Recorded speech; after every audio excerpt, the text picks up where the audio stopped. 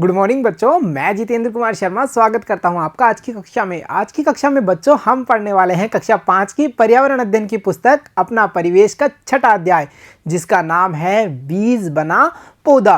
प्यारे बच्चों, इस पार्ट का जो पहला भाग है उसमें हमने सामान्य जानकारियाँ प्राप्त की थी पेड़ और पौधों के बारे में। साथ ही साथ हमने ये भी जाना था कि हम पेड़ पौधों के जो अलग अलग भाग हैं उनको हमारे भोजन के रूप में सम्मिलित करते हैं। प्यारे बच्चों, आज के इस भाग में हम जानने वाले हैं नया पौधा बनता कैसे है, यानी नए पौधे के जो बनने की प्रक्रिया है उसको आज के इस भाग में हम समझने वाले हैं। तो चलो बच्चों शुरू करते हैं आज का ये भाग। दो प्यारे बच्चे मोनू और गुड्डी के साथ में जो अपने घर के बगीचे में खेल रहे हैं और उन्हें क्या क्या वहाँ पे जानकारियाँ प्राप्त होती है। तो चलो शुरू करते हैं मोनू और गुड्डी के साथ। देखो बच्चों, मोनू कहता है गुड्डी देखो, नीम के पेड़ के नीचे तुलसी के गमले में नए नए छोटे छोटे पौधे दिखाई दे रहे हैं। और बच्चों, जब मोनू और गुड्डी अपने घर के आंगन, घर के बगीचे में खेल रहे थे तो मोनू गुड्डी से कहता है देखो नीम के नीचे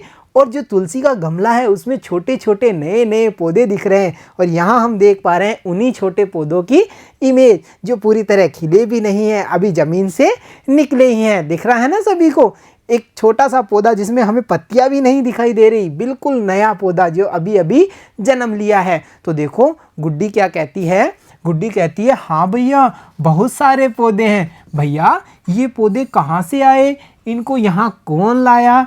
अब जब हम भी कोई नई चीज़ देखते हैं तो हमारे मन में भी जिज्ञासा होती है ना कि ये चीज़ ऐसा कैसे हो गया, यहाँ पे इनको कौन लेके आया। तो गुड्डी ने भी मोनू से पूछा भैया ये तो बहुत सारे हैं, इनको यहाँ पे कौन लाया, ये कहाँ से आए हैं। तो देखो मोनू ने क्या कहा, गुड्डी ये पौधे तो बारिश में अपने आप उग जाते हैं, यानी इनको किसी ने लगाया नहीं, परंतु ये पौधे तो बारिश के मौसम में अपने आप ही विकसित हो जाते हैं, अपने आप ही उग जाते हैं। तो देखो गुड्डी ने क्या किया, गुड्डी कहती है भैया एक पौधा मैंने उखाड़ा है। उसने एक पौधे को उखाड़ा और अपने भैया से बोला भैया देखो मैंने इसको उखाड़ा है, आप बताइए ना इसमें आपको क्या क्या दिख रहा है।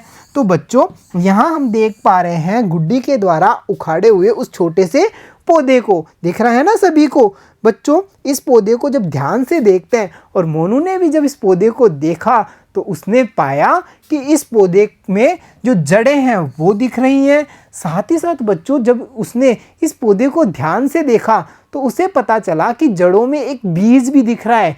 ऐसा कैसे हुआ, यानी कि हम कह सकते हैं कि ये वो पौधा है जो गुड्डी ने उखाड़ा है, जिसमें पत्तियां अभी पूरी तरह से विकसित नहीं हुई हैं। उन्हें यहाँ दिखाई देता है एक बीज और बीज से निकलती हुई कुछ जड़ें। तो जब मोनू ने इस पौधे को देखा तो उसने कहा अरे गुड्डी यह तो चने का पौधा है। उसको कैसे पता चला, क्योंकि बच्चों उसने देखा था कि एक चने से जड़ निकलती हुई दिखाई दे रही थी, यानी बच्चों जो जड़ के पास में चना था उसने बीज का काम किया। वो बीज था जिससे जड़ निकली और फिर पौधा बन रहा था। और वो कह रहा है इसी से तो पौधा उगता है, यानी चने के पौधे का निर्माण या जन्म चने के बीज के द्वारा होता है। तो यहाँ मोनू ने गुड्डी को समझा दिया। और साथ ही साथ देखो मोनू कहता है गुड्डी इसको वापस हम गमले में या ज़मीन में लगा देते हैं। और दोनों ने मिलकर के उस पौधे को वापस से मिट्टी में लगा दिया है। तो देखा बच्चों आपने, जो चने का बीज है उससे जड़ें निकलती हैं और फिर धीरे धीरे जड़ों के द्वारा धीरे धीरे विकसित होता हुआ नया पौधा बनता है। तो प्यारे बच्चों ये बीज से जो पौधा बनता है इसको क्या कहा जाता है, ये कौन सी प्रक्रिया है, चलो इसके बारे में हम थोड़ा विस्तार से समझते हैं। यानी हम जानने वाले हैं बीज का अंकुरण। अब ये अंकुरण होता क्या है, अंकुरण के लिए कौन कौन से कारक जिम्मेदार हैं, अंकुरण के लिए हमें क्या क्या करना पड़ता है, किन किन बातों का ध्यान रखना पड़ता है, ये सभी बातें हम जानेंगे आगे। प्यारे बच्चों थोड़ा जैसा हमने देखा था मोनू और गुड्डी ने बगीचे में जाना था बीजों के अंकुरण के बारे में, यानी बीज से नया पौधा बनने के बारे में, वैसे ही एक दिन क्या होता है जब बछवारस आती है, बछवारस मतलब बच्चों वत्स द्वादशी आती है, तो उस त्योहार पर बच्चों जो गुड्डी की माँ है उन्होंने मूंग, मोठ, चने को भिगो करके एक सूती कपड़े में बांध दिया। आपने भी देखा होगा जब वत्स वारस का त्यौहार या हम कह सकते हैं वत्स द्वादशी का जो त्यौहार होता है उसमें हमारी माँ एक सूती कपड़े में किनको मूंग, मोठ और चनों को भिगो करके और सूती कपड़े में बांध करके रख देती है। ऐसा ही किया गुड्डी की माँ ने। और जब दूसरा दिन होता है तो सुबह गुड्डी की माँ पूजा के लिए उन्हें मोठ, मूंग और चने की आवश्यकता होती है, तो उन्होंने गुड्डी को कहा कि गुड्डी आप जाओ चने को, मूंग मोठ को उस कपड़े से निकाल करके लाओ। तो देखो गुड्डी ने माँ से पूछ लिया और यहाँ हम देख पा रहे हैं उसी कपड़े में भीगे हुए चनों को। तो गुड्डी ने माँ से क्या पूछा, उसने ऐसा क्या देखा पोटली में कि उसके मुंह से एक प्रश्न निकल पड़ा और उसने माँ से झट से पूछ लिया। तो देखो गुड्डी क्या पूछती है, माँ मूंग के अंदर से यह सफ़ेद सफ़ेद धागे जैसा क्या निकला है। उसने जब मूंग की पोटली को खोला तो उसे दिखाई दिए मूंग में से सफ़ेद सफ़ेद धागे जैसी संरचनाएं निकली हुई थी बाहर। और उनको देख करके गुड्डी ने अपनी माँ से पूछ लिया कि माँ ये क्या है, क्योंकि कल तो ये नहीं थे, कल तो मूंग थे, आज हम देख पा रहे हैं मूंग में से एक सफ़ेद सफ़ेद धागे जैसी संरचना निकल गई है। तो देखो माँ ने क्या बताया, माँ कहती है बेटा यह जड़ है। यानी बच्चों हमें ये समझ में आ रहा है कि बीज में से सबसे पहले कौन बाहर निकलता है, जड़। यानी माँ ने भी बता दिया कि ये जड़ है जो बाद में मूंग का पौधा बनेगा। और इसी पूरी प्रक्रिया को यानी कि बीजों से जड़ों को निकलने की जो प्रक्रिया है इसे ही हम क्या कहते हैं, अंकुरण। और बच्चों यहाँ हम इमेज में देख पा रहे हैं उन्हीं मूंग, मोठ और चनों को जिनमें से धागे जैसी संरचनाएं बाहर निकल चुकी हैं। और हमें ये भी पता चल चुका है कि जो ये धागे जैसी संरचनाएं हैं ये उस पौधे की जड़ हैं जो बाद में विकसित होंगी और एक नए पौधे का निर्माण होगा। तो बच्चों हमने ये तो जान लिया कि अंकुरण होता क्या है। अंकुरण मतलब बीज से नए पौधे की जो निर्माण की प्रक्रिया शुरू होगी उसे हम अंकुरण कहेंगे। तो चलो अब इसके बारे में थोड़ा विस्तार से जानते हैं। हम जानकारी प्राप्त करने वाले हैं अब अंकुरण की। देखो बच्चों अंकुरण क्रिया उस क्रिया को कहते हैं जिसमें बीज एक पौधे में बदलने लगता है। जैसा हमने देखा था कि जो मूंग का बीज था उसमें से जड़ें निकलने लग गई थी। यानी अंकुरण वो क्रिया है जिसमें बीज एक पौधे में बदलने लगता है। और हम ये भी कह सकते हैं कि अंकुरण की क्रिया के समय एक छोटा पौधा बीज से निकलने लगता है। यानी हम दोनों में से कोई सी भी बात कह सकते हैं। और यहाँ इमेज में बच्चों जब हम ध्यान से देखेंगे तो हमें दिखाई दे रहा है एक बीज से पौधा बनते हुए। देखो जैसे हमने यहाँ देखा ये बीज है जिसके पहले दिन की अवस्था है। फिर हम देख पा रहे हैं यहाँ बीज में से एक जड़ का थोड़ा सा जड़ सफ़ेद सा धागे जैसी संरचनाएं बाहर निकल रही है। फिर धीरे धीरे ये जड़ आकृति में बड़ी हो रही है। यहाँ पर जड़ ने रेशाओं का रूप धारण कर लिया है।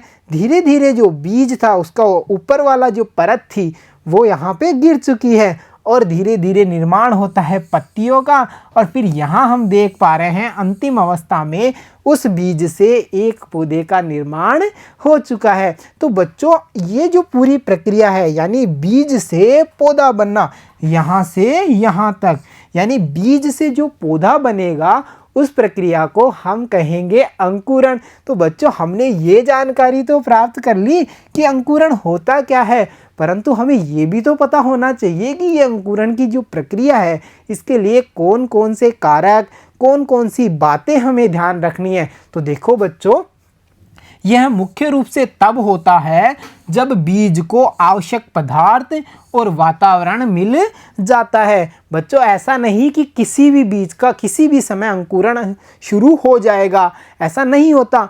अंकुरण के लिए एक तो आवश्यक पदार्थ और एक आवश्यक वातावरण होना चाहिए। अब ये आवश्यक पदार्थ क्या क्या होंगे, तो देखो बच्चों इसके लिए जो आवश्यक पदार्थ हैं उनमें सही तापमान, सही जल और सही वायु की आवश्यकता होती है। यानी ये वो पदार्थ हैं जो बीजों के अंकुरण के लिए बहुत ही ज़रूरी हैं। और यहाँ हम देख पा रहे हैं इस इमेज में कि एक पौधा है जो अभी अभी अंकुरित हुआ है उसमें हमें पता चल रहा है यहाँ इसको पर्याप्त जल मिल रहा है, यहाँ इसको पर्याप्त वायु मिल रही है और यहाँ पे हम देख पा रहे हैं इसको पर्याप्त सूर्य का प्रकाश या सूर्य का ताप भी मिल रहा है। यानी हम कह सकते हैं इस पौधे का विकास बहुत ही जल्दी होगा।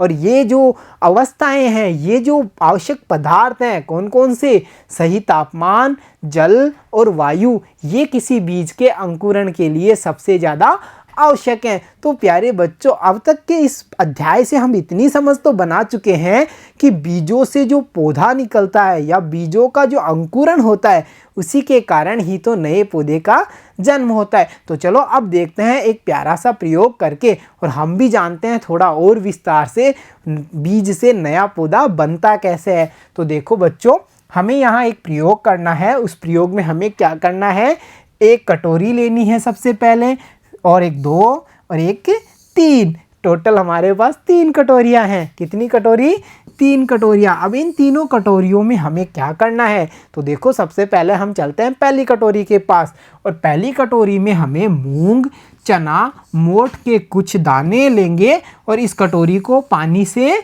भर देंगे। यानी पहली कटोरी में हमने 3 प्रकार के, या 3 प्रकार के हमारे पास नहीं है तो हम एक प्रकार का भी ले सकते हैं, मूंग, चना या मोठ में से कोई भी एक ले सकते हैं, और उस कटोरी में कुछ दाने डालेंगे और उसे पानी से भर देंगे। यानी पहली कटोरी का काम पूरा कर दिया। अब हम चलते हैं दूसरी कटोरी के पास में और उस कटोरी में हम क्या करेंगे, गीला कपड़ा रख करके उसमें मूंग अथवा मोठ अथवा चने के कुछ दाने डालेंगे और फिर दानों को गीले कपड़े से ढक देंगे।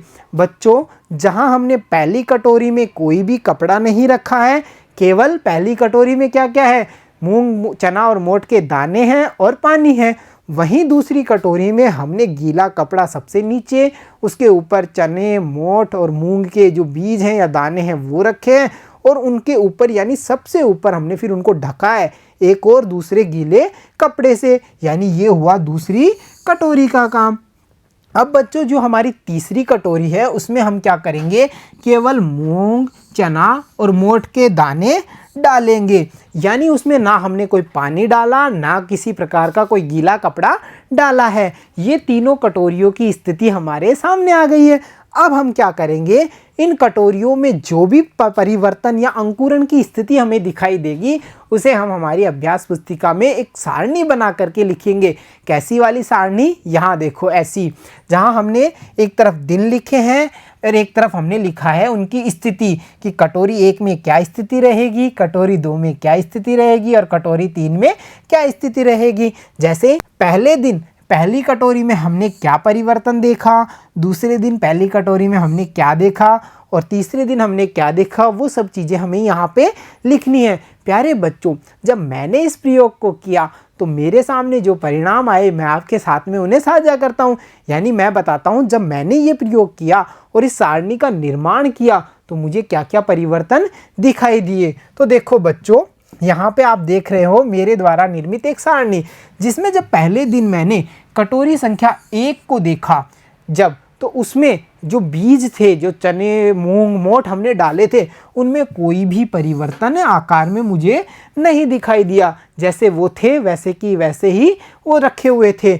उसी दिन जब मैंने कटोरी संख्या 2 को भी देखा तो उसमें भी मुझे कोई भी परिवर्तन नहीं दिखाई दिया। दूसरी वाली कटोरी कौन सी, जिसमें सबसे नीचे गीला कपड़ा है, उसके ऊपर मूंग, मोठ, चने के जो बीज या दाने हैं वो हैं और सबसे ऊपर फिर एक और गीला कपड़ा है, ये वाली कटोरी। तो मुझे कटोरी संख्या 1, कटोरी संख्या 2 में कोई परिवर्तन नहीं दिखा। फिर मैंने जब तीसरी संख्या की कटोरी का देखा तो उसमें भी मुझे किसी भी प्रकार का कोई भी परिवर्तन नहीं दिखा। यानी मैं कह सकता हूँ कि जो पहला दिन था उसमें मुझे तीनों कटोरियों में किसी प्रकार का कोई भी अंकुरण नहीं दिखा, किसी भी प्रकार का कोई परिवर्तन नहीं दिखा। अब बच्चों, जब दूसरा दिन आया तो दूसरे दिन मैंने देखा जो कटोरी संख्या 1 है उसके दाने आकार में थोड़े से बड़े लग रहे हैं। यानी पहले दिन की तुलना में उनका आकार थोड़ा बढ़ गया है। अब मैंने कटोरी संख्या 2 में देखा तो उसका दाना फूट पड़ा था, यानी दाने का विग्रह हो चुका था, बीच में से टूटा हुआ महसूस होने लग गया था और जब मैंने तीसरी कटोरी को देखा तो उसके आकार में मुझे कोई भी परिवर्तन नहीं दिखा, क्योंकि इसमें सूखे वाले बीज थे जिसमें हमने पानी नहीं डाला था। तो यहाँ पे किसी भी प्रकार का मुझे कोई परिवर्तन नहीं दिखा। जब तीसरे दिन की स्थिति को मैंने देखा तो मुझे पता चला पहली कटोरी के जो दाने थे उनका आकार थोड़ा और बढ़ गया है, और जो दूसरी कटोरी का है उसमें मैंने देखा थोड़ा अंकुरण हुआ है। यानी अंकुरण मतलब बच्चों बीज में से सफ़ेद धागे जैसी संरचना बाहर निकलने लग गई थी। ये प्रक्रिया हुई बच्चों तीसरे दिन पे। तो मैंने देखा तीसरे दिन में उसमें थोड़ा सा अंकुर हो चुका है, जबकि कटोरी संख्या 3 में कोई भी परिवर्तन मुझे दिखाई नहीं दिया। पहले दिन से लेकर के तीसरे दिन तक मुझे किसी प्रकार का कोई परिवर्तन नहीं दिखा कटोरी संख्या 3 में। अब जब मैंने चौथे दिन इन्हीं कटोरियों को देखा तो मुझे चौथे दिन जो पहली कटोरी संख्या थी उसमें पता है क्या हुआ, उसमें मैंने देखा कि दाने का आकार और अधिक बढ़ गया है। यानी यहाँ पर जहाँ पहले दिन कोई परिवर्तन नहीं था, दूसरे दिन आकार थोड़ा बढ़ा, तीसरे दिन उससे थोड़ा ज़्यादा, और चौथे दिन मैंने देखा कि उनका आकार और भी अधिक बढ़ चुका है। परंतु जब मैंने कटोरी संख्या 2 को देखा तो उसमें मुझे पता चला कि ज़्यादा अंकुरण हो चुका है। यानी अब जड़ें और विकसित होने लग गई थी और वो साफ तरीके से नज़र आने लग गई थी, उनकी आकार भी बढ़ चुका था। जबकि अंतिम कटोरी यानी तीसरी कटोरी में मुझे आकार में कोई भी परिवर्तन नहीं दिखा।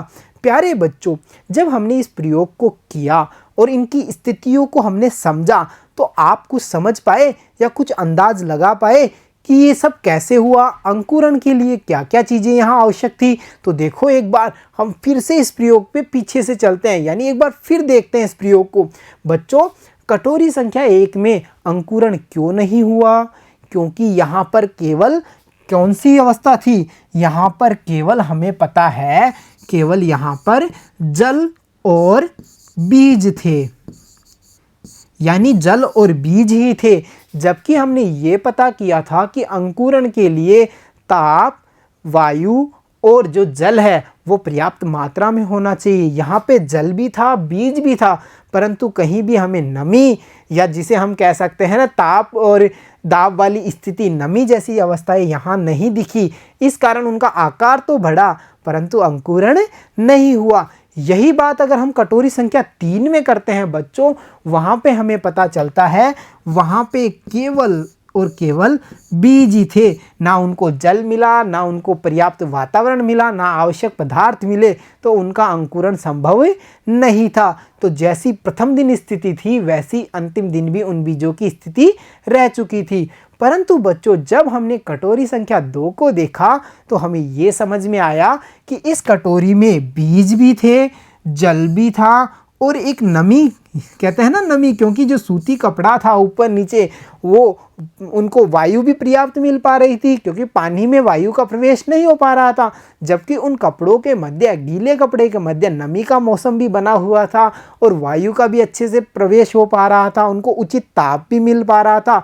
इसी कारण जो कटोरी संख्या 2 है उसमें अंकुरण हो गया था। तो देखा बच्चों आपने, इस प्रयोग से हमने ये समझ बना ली कि अंकुरण होने के लिए या बीज को अंकुरित होने के लिए आवश्यक पदार्थों के साथ साथ हम कह सकते हैं उचित वातावरण को भी जरूरी है। उसके लिए उचित वातावरण बहुत ही जरूरी है। तो बच्चों, हमने किया ये प्यारा सा प्रयोग। अब करते हैं कुछ आसान से प्रश्नों को हल करने की कोशिश। तो देखो, हमारे प्रयोग पे आधारित प्रश्नों में हमें इन प्रश्नों को हल करना है। तो हमसे सबसे पहला पूछा है किस कटोरी में अंकुरण ज़्यादा हुआ और क्यों? तो हमने इस पे चर्चा करी ना, तो इसका उत्तर हम कैसे लिखेंगे? कटोरी 2 में अंकुरण ज़्यादा हुआ क्योंकि इसमें हल्की नमी भी है और तापमान, दोनों परिस्थितियाँ उपलब्ध थी। इसी कारण कटोरी संख्या 2 में अधिक अंकुरण हुआ। अब चलते हैं अगले प्रश्न पे। अगला प्रश्न है किस कटोरी में पहले दिन से अंकुरण आरंभ हुआ था? बच्चों, जब हमने प्रयोग किया था तो हमने देखा था कि पहले दिन किसी भी कटोरी में कोई भी परिवर्तन या अंकुरण आरंभ नहीं हुआ था। तो हम यहाँ क्या लिखेंगे? किसी भी कटोरी में पहले दिन अंकुरण आरंभ नहीं हुआ। क्योंकि हमने देखा ना टेबल में, हमारी टेबल में, कि जब हमने प्रयोग किया था तो वहाँ पे हम देख पा रहे थे कि पहले दिन तो किसी भी कटोरी में किसी भी प्रकार का कोई परिवर्तन नहीं दिख रहा था। अब देखते हैं हम अगला प्रश्न, और अगला प्रश्न है अंकुरण के लिए दानों को गीले कपड़े में क्यों बांधा। मतलब कटोरी संख्या 2 को याद करो जिसमें हमने गीले कपड़े का उपयोग किया था, तो अंकुरण के लिए दानों को गीले कपड़े में क्यों बांधा गया। तो देखो बच्चों, अंकुरण के लिए दानों को गीले कपड़े में इसलिए बांधा गया क्योंकि गीले कपड़े में हल्की नमी होती है और हल्का तापमान होता है। ये दोनों स्थितियाँ उस गीले कपड़े में उत्पन्न हो जाती हैं, जो कि अंकुरण के लिए बहुत आवश्यक है। इसीलिए जो अंकुरण है उसको करने के लिए दानों को गीले कपड़े में बांधा गया था। और हम देखते हैं हमारा अगला प्रश्न। अगला प्रश्न है किस कटोरी में अंकुरण नहीं हुआ।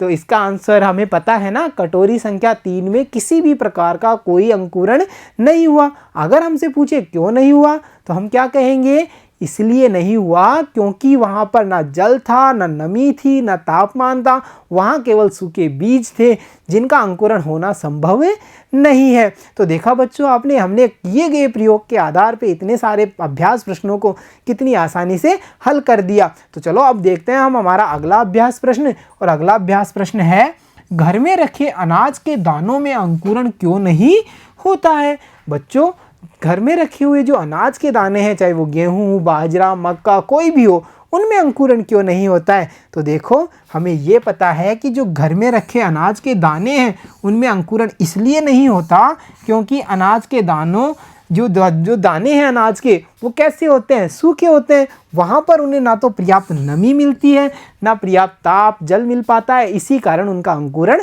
नहीं होता, और वो जिस स्थिति में होते हैं उसी स्थिति में हमारे पास में रहते हैं। यानी घर में रखे हुए अनाजों को आवश्यक पदार्थ और उचित वातावरण नहीं मिलने के कारण उनका अंकुरण नहीं होता है। तो बच्चों, हमने किए गए प्रयोग के आधार पे इतने सारे अभ्यास प्रश्नों को हल किया, और साथ ही साथ हमने समझ बनाई, एक मजबूत समझ बनाई है अंकुरण और बीज से पौधे बनने की जो प्रक्रिया है उसके बारे में। तो चलो अब एक प्रयोग और देखते हैं और जानते हैं कुछ नया करके सीखने में। देखो बच्चों, नवरात्रि स्थापना के दिन आपने आसपास मंदिरों में, देवरों में जवारा उगते देखा होगा। जवारा बच्चों देखा है ना, जब भी नवरात्रि में हम पूजा करते हैं तो एक मिट्टी के बर्तन में थोड़ी सी मिट्टी लगा करके उसमें कुछ बीज डाले जाते हैं जिनसे हरे हरे पौधे निकलते हैं, उन्हें जवारा कहा जाता है। और जिन्होंने नहीं देखा है वो यहाँ इमेज में देख सकते हैं जवारा की इमेज। ये नवरात्रि स्थापना के दौरान उगाए जाते हैं। बच्चों, हमें क्या करना है, हमें भी मिलकर के एक पारदर्शी पात्र लेना है। पारदर्शी मतलब जो कांच का बना हुआ हो, जिसमें हम आर पार देख सकते हो।